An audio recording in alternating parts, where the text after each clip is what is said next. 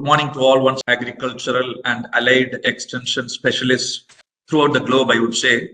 I'm extremely privileged to share my thoughts to manage one of the pioneer institutes which has been heading the direction of extension and practically applying extension and orienting extension for the leaders of the future. So I have just named it as quantum experiences in extension. And how am I going to present it will be the next slide. My talk will have 4 sections. The institutions that made me, because it's a journey. The next 3 sections, what I call it as, in my own words, technosapiens, algorithms of extension, and millennial extension, are something drawn out of experiences. And as I see it is working today and what's going to be the future, it's a direction. It's only an indication. Probably you could think, expand on this. It's only an indication. It's not that I'm going to talk about all the things, which is impossible, as you know, of the total experiences. Now I go back and visit my topic once again. My topic is quantum experiences in extension, a personal odyssey. I'll just put a few words for this particular title so that people don't get confused or complex with the words used. See, in a simple way, in general, if you are asked to actually remember things, we have moments. We generally say moments, moments of our life, and say, okay, that moment was very good. This moment was very sad, not good. So this is the way in which actually people react to moments and experiences. But I feel as you advance in life and look back, you will find that many moments constitute a quanta. As in physics, it's a total thing, basically. And if you analyze your life at the end, in the sense whenever you want to after an age, you will realize that our experiences are quantified moments, basically. And you can say in general, okay, that was one phase of my life. This is another phase of my life. That's what I call it as quantum. So I'm talking about the quantum experiences in extension because momentary experiences are impossible to be narrated. As you all know, every moment we have got some experience from someone or somebody gets some experience from us. So that's it. So it's a simple thing. Just think about the quantum and a personal odyssey. Yes, it's my personal journey, but it has never been personal because I always say I do not exist. Only we exist. That is the fundamental philosophy of life.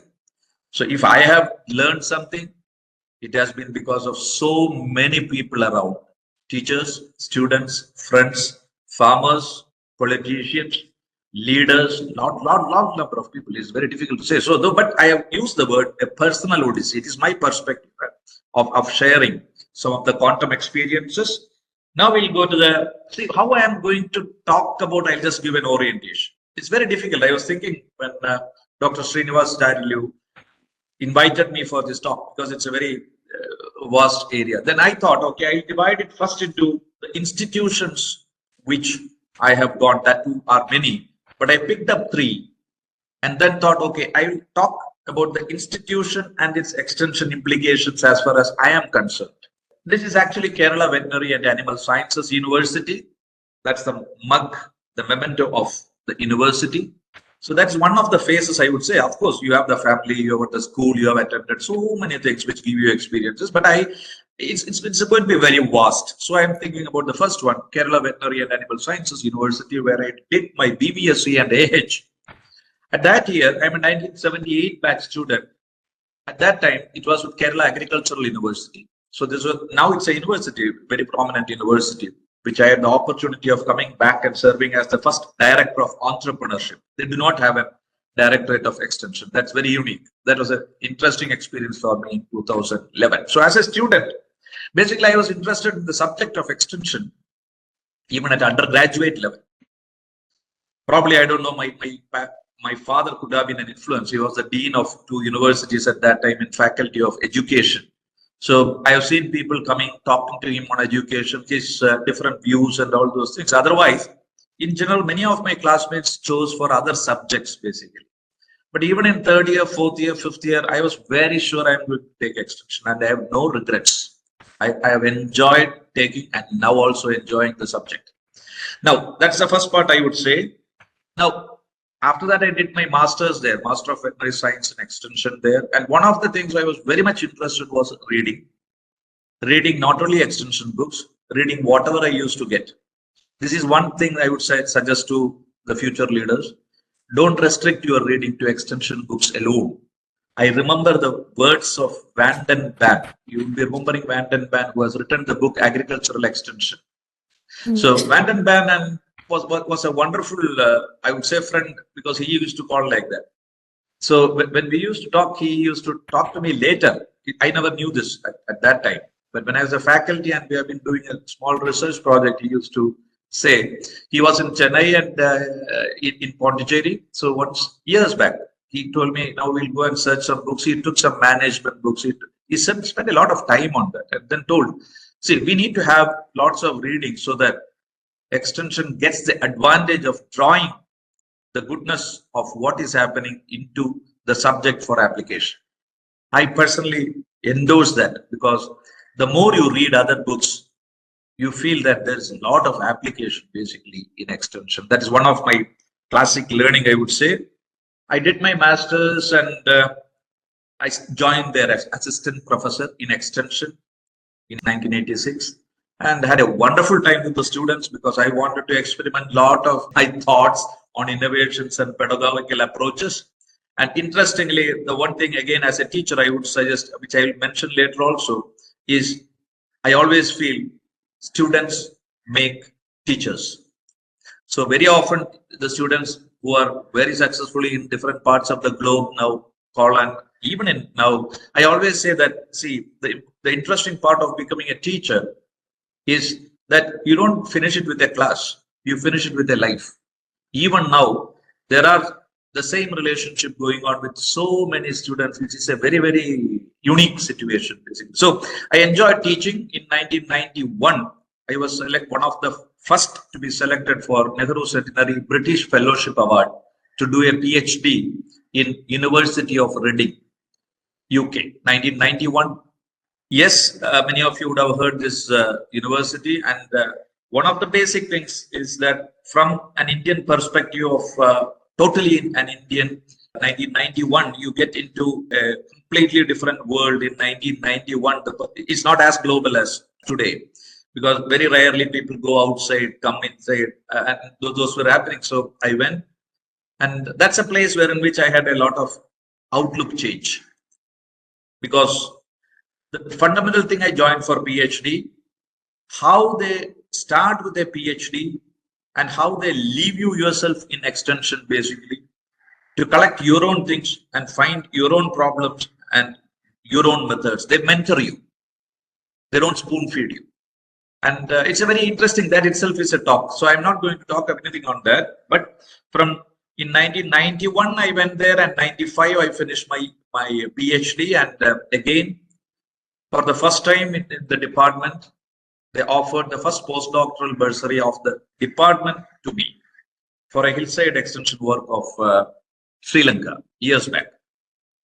So it was an amazing, see, the main thing, what I found in Reading, it was first called as Agricultural Extension and Rural Development Department, later named as International and Rural Development Department. Now it is a School of Agriculture Policy and Development. They call it as SAPD. So the main thing, what happens there is you get a lot of the intellectuals who freely talk to you, interact with you, and then stimulate your thinking without you knowing that they are stimulating. This is what happens. The first one you see is Professor Maurice Rolls, who was my guide and my mentor for PhD. And the right side, you will see Chris Garforth. Chris Garforth was the head of the department for a long time. If you remember, there is an FAO manual on extension training written by Chris Garforth. The thing is, two types of leadership you could see there, both exclusively excellent in their subject of extension. Our exposure to them basically makes us learn how they do it and what is their things. Yeah, from there, in 96, I joined Rajiv Gandhi Institute of Veterinary Education and Research popularly called as River, R-I-V-E-R. And that's where my third phase, I would say, of institutional involvement and movement started. So there I joined, and I was in the faculty of extension there. So we did a lot of research. That's what happened. At River, many of you would know this conventional way of classification of teaching, research, extension. So that's what actually. But I have been fortunate to have a team from UK and many universities, almost 11 international universities, to work in Kerala and in Pondicherry and in Tamil Nadu, and later other states. For example, it was Andhra Pradesh, it was Karnataka, Kerala, Pondicherry, and 4 southern states where I did a wonderful job with the team project associates on what is called as a Delphi project of the British government on women self-help groups and livestock livelihoods. It was a wonderful publication, and we had a lot of that is a 4-year project. So likewise, we had some. I was happy to be involved in almost some 11 projects, international projects. Of course, I used to visit, manage once in a while, NAM, and other, usually more universities, where we discuss on the prospects of extension and the possibilities. Yeah, you will be familiar with some of them. I'm sure that managed people will know it is their campus. So it is one of the meetings that we had for almost a week there, I think, for an academic curriculum revision. Basically, we all were involved in that. So all are a part of learning. Manage has been a center of learning. Basically, we also get contributed. That's the fundamental part of learning, as I feel. The experiences are reflections of your learnings. Experiences are not number of years. But for me, if you have got 10 years and you have reflected whatever that you have learned in different ways, you are an experienced person. You be there for 40 years and you never reflect on your learning in application, for example. I don't think that's the experience that the world is looking for. So, well, an interesting thing happened in my life in 2014-15, when after I was the founder director for the Kerala Veterinary and Animal Sciences University as director of entrepreneurship and returned, the government of Puducherry asked me to take up director of entrepreneurship for industries department for the government of Puducherry, which involved a wider sector of people, just all colleges, schools, and how do I start it? In fact, it was a very, very challenging prospects for me, but I was very happy to try innovation. We have started entrepreneurship development cells in 2015 in Pondicherry, in many government schools, private schools, colleges, and we used to go in with different types of activities in that. It was a very hectic thing, but fortunately the government was very happy, but I never wanted to leave the college. So government was kind enough basically to keep the professorship also, because I missed teaching extension basically. So I told the chief secretary, this is what he told, it's all right, fine, that's your work, but this is your mission, you just carry on. And I enjoyed doing it. And we have wonderful outputs from 2015, the first Atal Incubation Center, the Pondicherry Engineering College, now it's a Pondicherry Technology University, was initiated basically when I was the director, and we had a strong team doing excellent work there now. We have got many entrepreneurship development cells in the colleges and schools which are running, and many startups programs are being initiated with Confederation of Indian Industries, as with seed funds, and lots of things happening. So that was a different world for me. What I'm trying to say is, did extension help me in that? I feel it helped, because the simple thing is, even as founder of Directorate of Entrepreneurship in the first Kerala Veterinary and Animal Sciences University, when it was formed, it was a challenge, because people asked actually why you did not have an extension directorate, only an entrepreneurship directorate. It was difficult for me because I did not make the act or the legislation or anything. But they had a reason. Years back, they wanted to foresee the entrepreneurship, which I could see. And my main job was to say, extension is moving into entrepreneurial extension. The entrepreneurial extension will prevail. I told it 2011. And that's what actually the whole thing is. You see, learning is seeing what you are not seeing.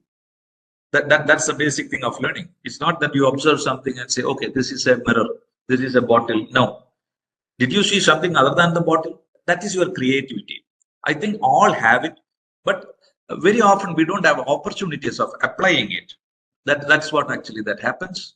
So this, if you look at the varied type of activities that I have been involved in, I would say, if you want me to tell few things, one, research in extension. For example, how does this method works out? How does this method do not work out? What is good for the farmers? What is good for the farmers as farmers feel, not as we feel? What is the best management practices that will work out at a particular time?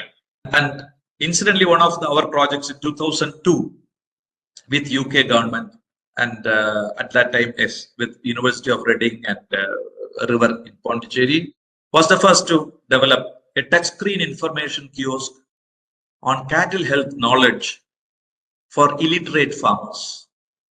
This was in 2002, and this was presented in various engineering wonderful works that we have done. That means it's just kept in a veterinary dispensary where women come who do not know to read and write. The touch screen is operated. Exciting opportunities of learning for me, basically, on how digital things happen in 2002. The next one is, I have been fortunate to have a wonderful team in Kerala to establish a directorate of entrepreneurship, which is doing exceedingly well in the last few years. Also happy directorate of entrepreneurship for the Department of Industries, which is seeing more of startups, more of Atal incubation centers, and more entrepreneurship development cells, and it's working out nicely. That is a gratitude in which actually we can move forward. That's the basic thing. Even now, I am actually involved in all those things. Now, what I'll say, this is my first section. How did institutions build me, rather than me building institutions? So they all have contributed in making me what I am, what is now. Now, three terms in the index. One word is actually called as techno sapiens. See, these are all my thoughts that is shared, and probably through various experiences that I have gone over years. It's not a dot point. One, what I feel is that we are entering the usual Homo sapiens to techno sapiens. This you can easily understand with a millennial difference. For example, you should understand that 1/4 of our present millennium is over. We have been talking about millennial changes. So, see, the previous millennium, we can easily see more of Homo sapiens. The present millennium is largely with techno sapiens. As you all know, as years advance, how is it going to get transformed? And that transformation is going to already started affecting extension as like any other parts of our life, basically. So techno sapiens, I'll just give one example. I got 10 slides on it. I'm not going to show any of this. I'll just show one slide so that it can stimulate your thinking and you think about what are the ones that are going to have implications for extension. How is it going to have? Yeah, I'm just giving one example of techno sapiens. One example is, see, we are in a digital age of civilization. We have got different ages of civilization if you look at human civilization. And that made a big difference. For example, you have got the scientific revolution, which happened, the industrial revolution, which has happened. After all those revolutions, if you see, the next important revolution, I would say, that is going to impact the human civilization is the digital age. We are going through it, basically. And that asks for a renewed coexistence of people, things, places, anything that you talk about. There is a renewed coexistence that is required. I'll give you an example. When I started lecturing on information poverty, why we have got farmers not knowing things? Because there is an information poverty. They are not getting things on information to know what should be done, what should not be done, where to go, what to do, these type of things. In 2023, I had a lecture for the present graduates in extension. I was talking about information plentiness or richness, overload of information. The problem is, at that time, people did not know where to go, what to do, whom to meet. Today we know. But the problem is, You have got too much of information in which, how do you manage this information? That is the question now. That's what I used to tell the teachers also. See, you don't require a textbook now to go inside and talk about capital of India is. Every small child actually knows now, or he or she will be looking into something, a cell phone or something, and getting this is the capital. He will be coming back with excellent photographs of the capital and who is who and all those things. What is required? Required is you have to teach the students what to do and what not to do with the information you have. That we call it as information management. Same applies for farmers. I'm sure many of you will be aware of it. To get an information, they can get it through the gadgets they have. The digital age is providing everything, basically. Now, in an information poverty age, that means years back, for example, if you look at the previous, there was a sense of belongingness, if you look at, between farmers. It applies to every field, okay? It's just that I am taking the extension field and talking. You talk about banking, the same. You go to a bank, you know the manager, you know the people, they know you, and see, there's a relationship. Today, that is not there. Sense of belongingness is actually transforming. At that time, you had slow but deep and wide engagement in search of information. If, for example, 1980, the best source is the teacher or a book that he refers, and I go there and find in a library. You don't require any of those things now. Just take the cell phone, just look at it. Okay, he has told like this. This is what children do from. There is no engagement in search of information. The engagement in search of information basically gives you an opportunity of exploring so many other things. You refer many books and finally come to one book. That many books referred adds to your knowledge. That is missing now. But anyhow, we are not discussing much on that. Technosapiens, if you look at, are transforming fast to be a part of the enormous data of world around. That's what we are searching. We mean the whole world, basically. We are, as technosapiens, we want to be a part of the enormous data of the world around.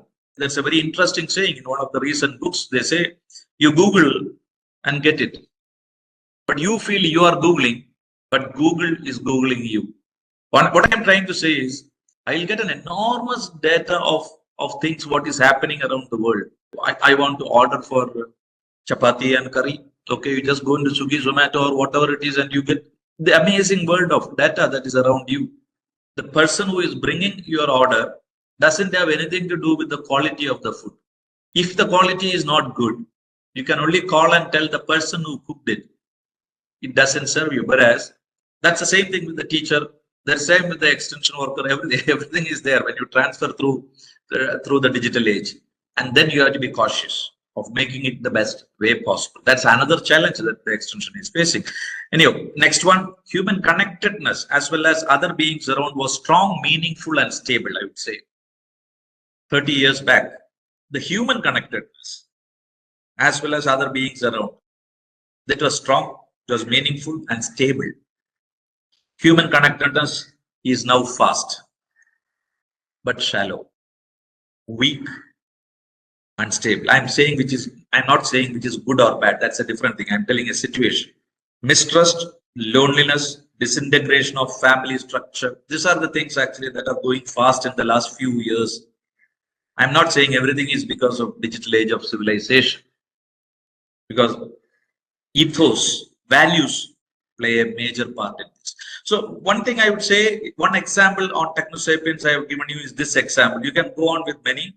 Next one I would like to say is about the algorithm of extension. You'd be familiar with the word algorithm, the language you write for making a program, for example, in computer. That's the same thing in extension also, you write programs.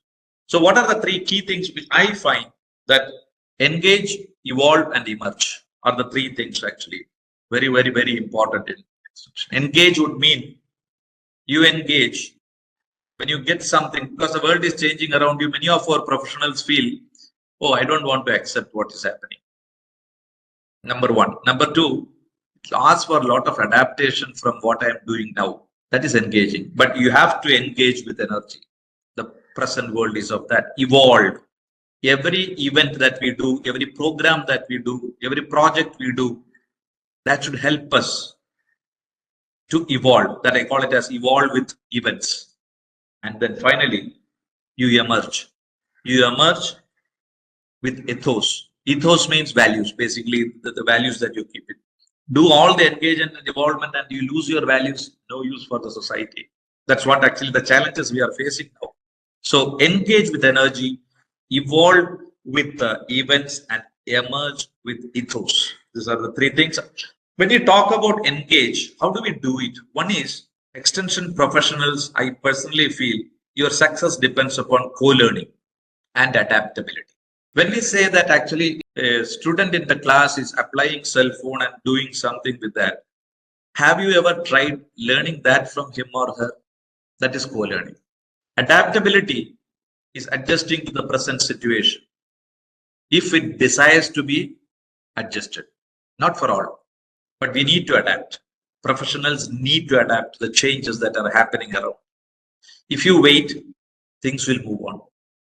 See, in an era of technology explosion, again, I use this word, the pre-Google generation has a lot to learn from the post-Google generation. I am sure that majority now, many post-Google generation, I am in the pre-Google generation. See, the problem is when you have a teacher, when you have an extension worker, when you've got a professional, when you have a leader, in the pre-Google and a set of people on the post-Google as students, for example, or followers or farmers, you have to be very careful to see that you also understand the post-Google feelings and the vibes, so that the actual communication or a discussion that you want will end up in a good output rather than complaining about the present and the past. So now here, one of the important things is the willingness and mindset can improve a professional's zest to be with the present times.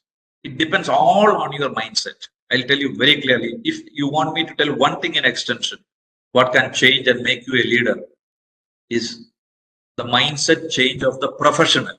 We always talk about changing the behavior of the farmers for better knowledge, education, skill, and fine, excellent attitude. But how far did we change?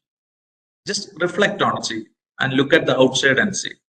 That mindset change is very important. Just analyze ourselves, basically. Nobody will be there to tell you that, okay, do like this. But what stops us from changing our mindset? You just think yourself. It's a very objective type of thing. It's not asking a question to you. You ask yourself, which will help you to improve and move forward with the farmers. One, see the mindset. What stops us from our changing mindset? One is our expectations, unusual expectations. Number two is our prejudices. Very difficult. We are born and brought up through situations where our prejudices say, yes, this is right. Three is the self-importance we give to the extent we should not have given. You should give importance. It's not that but self-importance given to an extent which should not be given. We will not be knowing it. That's a problem. But extensionists should know this. Third is your comfort zone.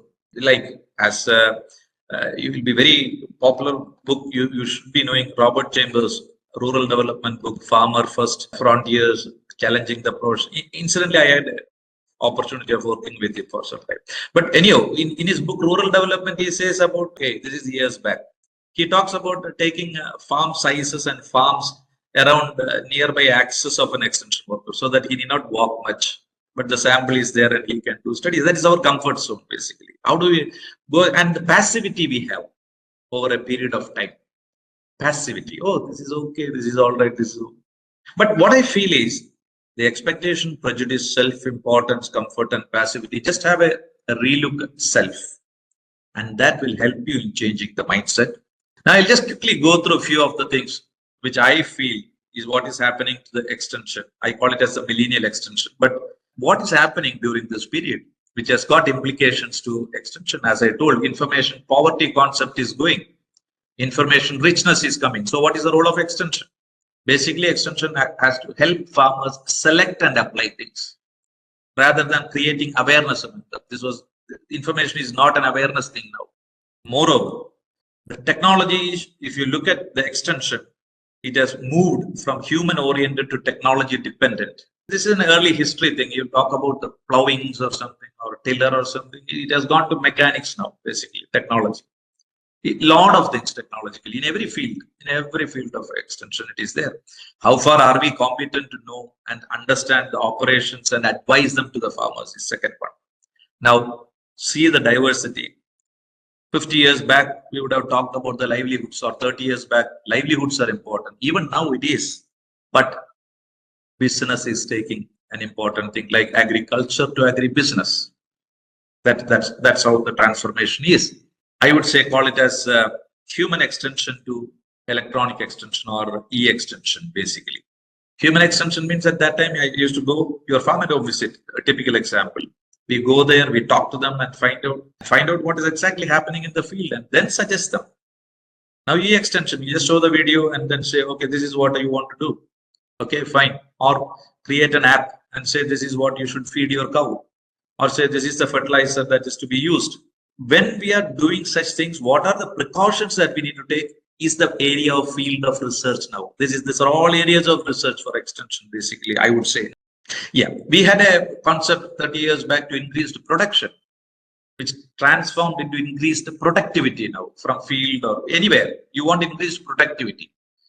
Per drop, how much? This is what actually we are going into, because that productivity can be terms of labor in unit of labor, of money, of capital that you put, of infrastructure that you build. It can be anything, but it's a vast area and extension need to adapt to that. The next one is farm sustainability. See, earlier we talked about this word sustainability about 30-40 years. Farm should be sustainable. Today, it is farm sustainability along with environment sustainability. Very interesting thing. How is extension going to deal with that? Next one is, earlier we talked about one's health. One's health means my health, your health. That is one's health. Today, the planet is seeing the concept of one health. That means they say animals, humans, soil, trees, plants, you talk about anything, everything is connected. And the influence in one can affect the other's health. And that is one health. Another important area of extension, basically. Earlier, we used to talk about food sufficiency because we did not have enough food. That was the basic thing, even for our revolution, green revolution. That was the basic reason when stalwarts did that and made that food is available for all. Even now it is there. It's not that it's sufficient, but more concern now is on food safety. So extension also focuses from food sufficiency to food safety. What are the measures that you can do? Now, earlier it was climate cared agriculture. Now, climate cared means natural agriculture usually was taken care of climate by itself 50 years back. Today, we talk about climate resilient agriculture and disaster addressing agriculture. How best actually we go into that. That's what today we talk. Another aspect in the millennial extension, we had natural farming, which slipped into inorganic farming after that green revolution and few years. Now we want to go back to organic farming. And one more example, this list, you can elaborate this list, but I'm just giving a thinking when you asked actually, what do you want to share about your experiences? I feel the future is, for example, all these things to which you can go on adding list as far as extension is concerned. The importance of extension is increasing, but the leadership need to understand and change in a way in which you could take up these things and project it and process and apply. Now, from optimum production, if you say that was one of the stages in which people took maximum production was over, then this is optimum production in your field. Okay, fine. Now, people talk about marketable productivity. There's a limit. Marketable productivity. In all these aspects, you please understand an extension worker who has to go and advise how much he or she is capable of understanding the changes that we are talking about and contribute to the productivity and or the requirements of the farmers or businessmen or entrepreneurs. You call it in any way, but basically what is his or her capacity. That is where we need to focus. That my point is that we need to actually move ahead basically with the challenges that we are going. In a simple way, I would say to the extension professionals, basically shift from a preset closed mind to a flexible open mind. Nobody can bring it unless we change. Think about, okay, this boy is telling like this. Oh, this entrepreneur is doing like this. Let me have a look at it, why he is doing. You learn a lot. And your mind also automatically opens a bit. So in that case, when you say that, what is the principle that we should have in mind? Learn, unlearn, relearn. That is the cycle of our life. That is my journey, basically. If you ask me, I have learned many things, but I unlearned when I talk to a student. I talk to a farmer, talk to a friend, I'm willing to. That is why. This is the important thing. If you are not willing, you'll always have a block. When the other person is saying, I know it. That's not the case, actually. If you talk to a child now in a school, you learn a lot of things. If you talk to a boy or a girl, you study. You talk to a street hawker, you'll study. You go to a big hotel and talk, you study. You go to a theater and observe, you study. Because everywhere it is there, we learn. And you unlearn certain things. Need not somebody should tell you. Your mind also will, okay, here I need not do like this. That is unlearning. You relearn. It's not a fixed one. This is a cycle which we need to take inside ourselves to move ahead. Albert Einstein's famous quote is there that you ride the cycle as far as you can balance, and it should be moving. That's what he's saying. Cycle without a movement is not a cycle. To balance, you get inside. Once you start moving it gets balanced. That's the thing. The best thing is the professionals have to rethink, and I appreciate Manage for taking such a wonderful effort. They do innovative pedagogic approaches in many training programs also. So I really appreciate the effort that they are taking, so that they also can actually, they are doing to go ahead with designing a future. Because if you can't actually create a future, basically, if you can't put a line in a design that's the future is going to come, see, that's not a real beauty of what we are doing. See, what we need to do is that you should be able to see that many people move ahead, and you find the joy of seeing a farmer doing it or not doing it, for which it's very difficult. But leaders definitely should have it. I think that's what I feel. Yeah, that's my email. That's a blog I have, and that's a YouTube I have. The blog and YouTube will rarely have things on extension, but I personally feel, again, from the first point, I'll conclude like this. You should read, you should travel, you should discuss, you should attend conferences and think vividly, basically. Many of these things, the thoughts and writings and observations that you can make, has got a lot of application in extension in what you do. That is learning. It's not the textbook from where, see, for example, he has defined as, the Van Band has defined extension basically as a conscious use of communication of information, get properties, your good opinion and decisions, actually sound opinion and good decisions. It's fine. But each word will change according to the time. Communication changes, flashcards changes, flannel graph changes.